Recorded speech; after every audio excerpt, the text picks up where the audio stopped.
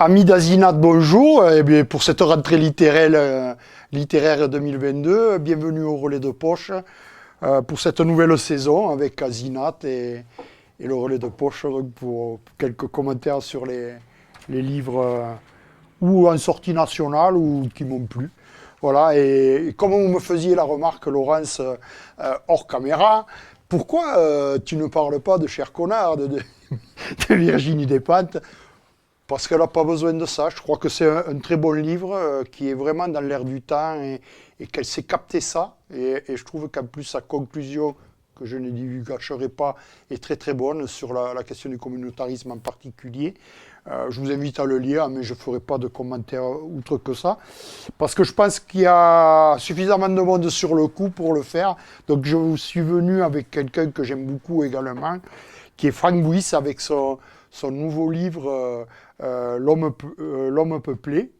Franck Bouys, vous avez déjà lu ses différents bouquins, hein, dont Buveur de vin, c'était le dernier, et Né d'aucune femme en 2019, qui avait eu le prix Goncourt, si je ne me trompe pas.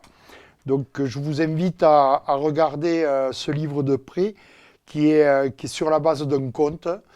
Franck Bouys nous entraîne encore une fois dans un paysage de la France profonde et ses secrets, parce qu'il est beaucoup dans ces questions-là.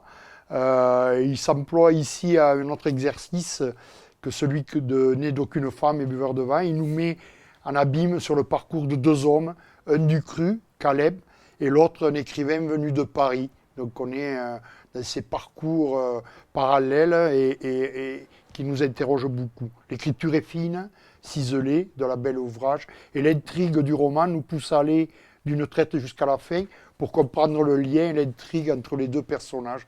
Parce qu'effectivement, il nous mène à travers cette intrigue pour nous amener jusqu'au bout, de toute manière. La description psychologique des personnages dans Cet homme peuplé retrouve l'écrivain de polar que Franck Bouys a été à ses débuts, parce qu'on a effectivement une description plutôt de type polar, comme s'il faisait un virage à 160 degrés, d'autant plus que Harry, l'écrivain, est en veine d'inspiration. Ce roman n'est pas un polar, mais sa trame en est de ce tonneau.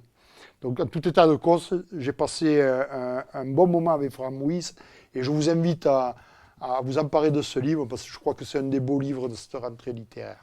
Merci.